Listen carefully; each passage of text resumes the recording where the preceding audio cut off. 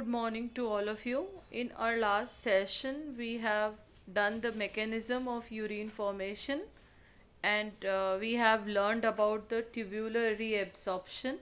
We studied the three steps, that is the glomerular filtration, tubular reabsorption, and tubular secretion. In our today's class, we are going to learn about the functions of renal tubules.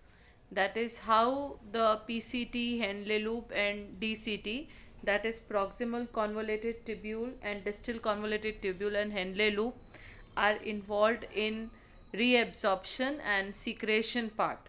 So let us learn about the first renal tubule, that is the PCT or proximal convoluted tubule.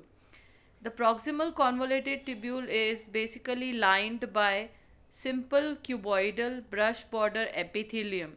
That is, in very simple word, the PCT is having the ciliated cuboidal epithelium.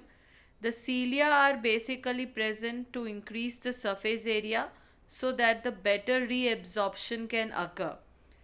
Nearly 70 to 80% of electrolyte and water are reabsorbed by the PCT. It maintains the pH and ionic balance of the body fluids.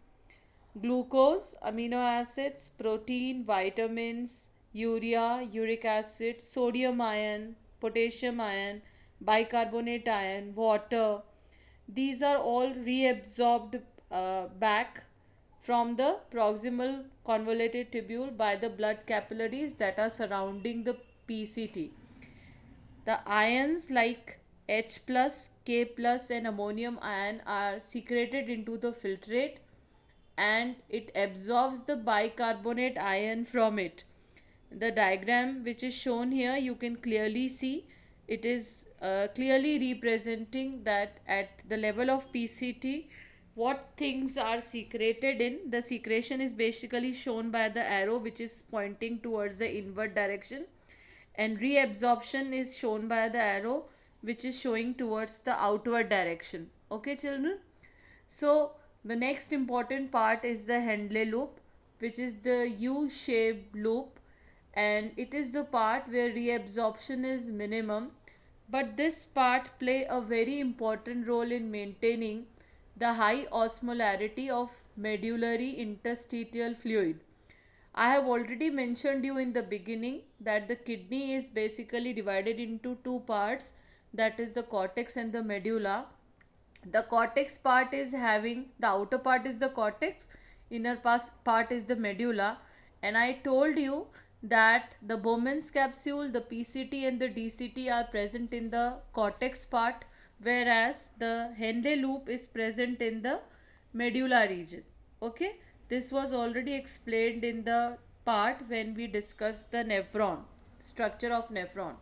So the Henle loop is having the two limbs, that is the descending limb which goes down and the ascending limb which goes up. You can see the limbs, they are moving down and moving up.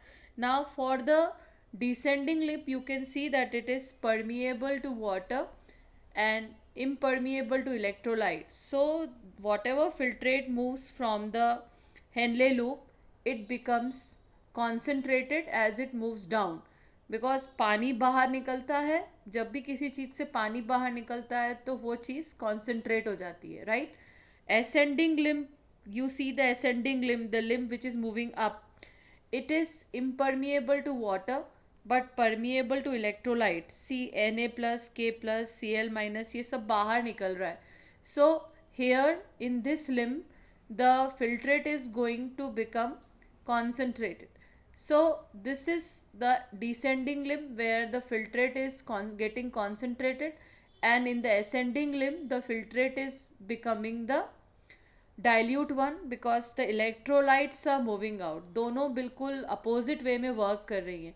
Descending limb में चीज़ें, पानी जो है वो बाहर निकल रहा है, तो ऑटोमेटिकली जो फिल्ट्रेट अंदर मूव कर रहा है वो कॉन्सेंट्रेट हो रहा है. And in ascending limb the electrolytes are moving out and water is inside, so again the filtrate will become concentrated. Now let us see the last part, that is the DCT or the distal convoluted tubule.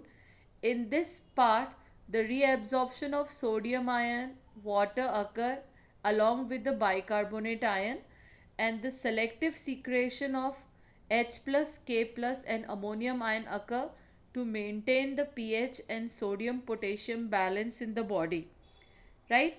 Selective secretion of H plus, K plus ammonium ion are occurring, and this will maintain the sodium potassium balance in the body. The last part is the collecting duct. The collecting duct is basically extending from cortex to medulla, and it is meant for reabsorption of large amount of water and produce the concentrated urine. It also maintain the pH and ionic balance of the blood. And you see here, it is secreting a little amount of urea into the medulla region to maintain the osmolarity.